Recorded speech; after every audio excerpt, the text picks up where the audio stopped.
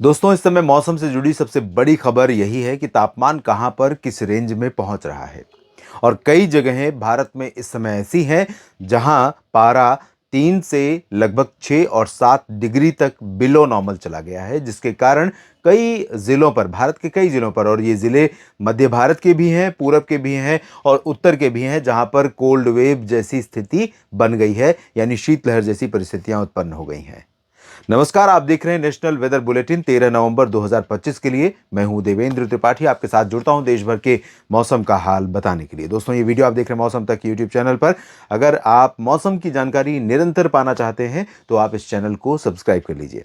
आइए जानते हैं मौसमी सिस्टमों की स्थितियां। अभी भारत के ऊपर कोई प्रभावी मौसमी सिस्टम नहीं है। एक WD कमजोर पश्चिमी विक्षोभ जब 15-16 के आसपास यहां पर होकर गुजरेगा, जिसके कारण कुछ बादल आएंगे। राजस्थान और पंजाब के ऊपर भी कुछ आ सकते हैं, थोड़े बहुत नमी आ सकती है, बीच में ऐड होगी अरब सागर से, जिसके कारण कुछ नमी यहां पर दिखाई पड़ सकती है। लेकिन अभी उत्तर भारत के पहाड़ी क्षेत्र बिल्कुल भी बादल मुक्त हैं और मैदानी इलाकों पर भी कोई बादल नहीं है। और हवाओं की अगर हम बात करें तो ज्यादातर जगहों पर हवाएं उत्तर की चल रही हैं, जिसके कारण ड्राइनेस बढ़ गई है। और जो टेम्परेचर गिर रहा है इसी उत्तर की हवा के प्रभाव से।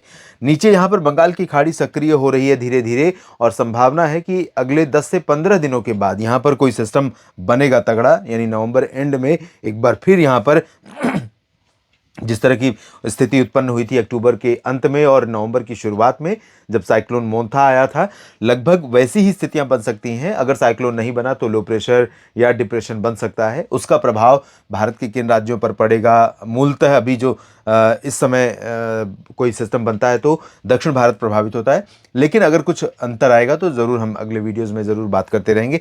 फिलहाल अभी उसका कोई बहुत ज़्यादा प्रभाव नहीं पड़ रहा है। तो इन सभी परिस्थितियों में अगले 24 घंटों में कहां पर क्या बारिश होने वाली है या क्या तापमान रहने वाला है, आइए जानते हैं। दोस्तों, जैसा कि मैंने कहा कि शुरुआत में ही कि इस समय तापमान ही बड़ी खबर है, तो एक नज़र डाल लेते हैं तापमान पर जो आज रिकॉर्ड किया गया है। इससे एक अंदाजा लगेगा कि किस तरह के टेम्परेचर का ट्रेंड भारत के राज्यों पर दिखाई पड़ रहा है। तो आप देख सकते हैं जम्मू कश्मीर में श्रीनगर, काजीगुंड, गुलमर्ग, बनिहाल, इन सभी भागों में शून्य से नीचे पहुंचा है पारा। श्रीनगर में भी 0 से, यानी जो फ्रीजिंग पॉइंट है, जमाव बिंदु है, उससे नीचे 1.6 डिग्री तापमान नीचे रिकॉर्ड किया गया। इसी तरह से आगे बढ़े, मनाली में तापमान रहा 2.7, भुंतर में 4.1 और सुंदरनगर में 5.3, मुक्तेश्वर कुमाऊं में 6.4, मंडी में 7.6 और 7.7 तापमान रहा अंबिकापुर में, जो छत्तीसगढ़ के उत्तर में है। तो अंबिकापुर में सामान्य से 7 डिग्री के आसपास कम तापमान दर्ज किया जा रहा है। इंदौर में भी वही हाल है, 8.2 डिग्री तापमान। सीकर में भी आप देख सकते हैं, राजस्थान के उत्तरी जिला, जहां 8.3 डिग्री पारा रहा। और इतना ही लगभग तापमान भोपाल में रिकॉर्ड किया गया, ऊना में 8.5, उमरिया में 8.6 और 8.7 डिग्री तापमान दर्ज किया गया मलंजखंड में और नौगांव में। 8.8 रहा है करनाल में, पंतनगर में 8.9 और 9 डिग्री सेल्सियस राजनांदगांव में रहा, जो छत्तीसगढ़ में है। अब क्या स्थिति रहेगी, आइए जानते हैं। उत्तर भारत में जैसे मैंने कहा कि कोई WD नहीं है, तो यहाँ पर कोई एक्टिविटी होने की संभावना नहीं है, ना ही अरब सागर से और ना ही बंगाल की खाड़ी से नमी का यहाँ पर कोई फ्लो है। हालांकि कुछ परिवर्तन बिहार के ऊपर, झारखंड और पूर्वी क्षेत्रों में कई जगहों पर दिखाई पड़ने वाला है जल्दी ही, लगभग 15 नवंबर के आसपास जब यहाँ से हवाएं पहुंचेंगी तो इन जगहों पर धुंध, कुहासा बढ़ेगा और मिनिमम टेम्परेचर थोड़ा बढ़ जाएगा, रात का तापमान, और दिन में थोड़े बहुत बादल यहाँ पर बन सकते हैं। लेकिन अभी बाकी जगहों पर या पूर्वी भारत में भी ऐसा कोई बदलाव नहीं होगा। जिस तरह की परिस्थितियां बनी हुई हैं, लगभग वैसा ही परिदृश्य हमें नजर आने वाला है अगले 24 घंटों के लिए भी। अनुमान यह है कि जम्मू कश्मीर और गिलगित बाल्तिस्तान, मुजफ्फराबाद, लद्दाख, हिमाचल, उत्तराखंड, इन सभी भागों पर मिनिमम टेम्परेचर तो सामान्य से नीचे रहेगा और मैक्सिमम थोड़ा सा सामान्य के आसपास या उससे ऊपर कहीं कहीं पर हो सकता है, क्योंकि यहाँ पहाड़ों पर दिन में थोड़ा धूप कड़ाके की हो रही है जब आसमान साफ हो रहा है। हालांकि हिमाचल प्रदेश और उत्तराखंड तथा जम्मू कश्मीर की कुछ घाटी रीजन पर जहां टेम्परेचर काफ़ी नीचे चला गया है और मॉइस्चर कंटेंट अवेलेबल है, वहां कोहरा देखने को भी मिल रहा है। तो कोहरा छटने के बाद टेम्परेचर बढ़ता है और दिन का तापमान कहीं कहीं पर 1 डिग्री, आधा डिग्री थोड़ा नीचे ऊपर रिकॉर्ड किया जा रहा है।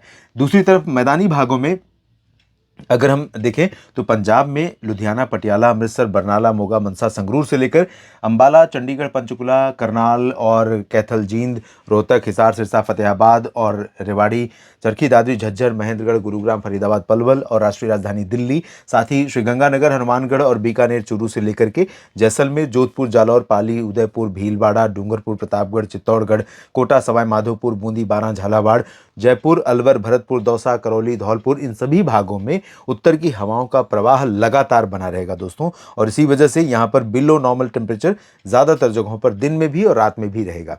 हालांकि दिल्ली में भी और पश्चिमी उत्तर प्रदेश या उत्तर प्रदेश के सभी क्षेत्र में, हरियाणा, पंजाब और दिल्ली तथा इधर राजस्थान के उत्तरी क्षेत्रों में अधिकांश जगहों पर सुबह के समय हवा की मंद रफ्तार के कारण पोल्यूशन लेवल थोड़ा बढ़ रहा है और वही स्थिति हमें 13 नवंबर को भी दिखाई पड़ने वाली है। यानी एयर क्वालिटी इंडेक्स कई जगहों पर 400 और 500 के आसपास भी जा सकता है, दिल्ली में खासतौर पर।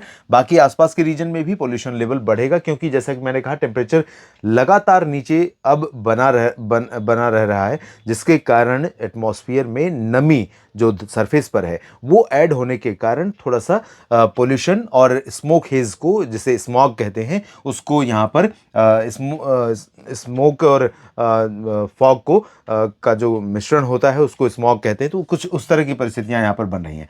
लेकिन 10-11 बजे तक जैसे हवा की रफ्तार बढ़ेगी तो सब कुछ क्लियर हो जाएगा और आसमान साफ हो जाएगा, धूप चमकती हुई दिखाई देने लगेगी।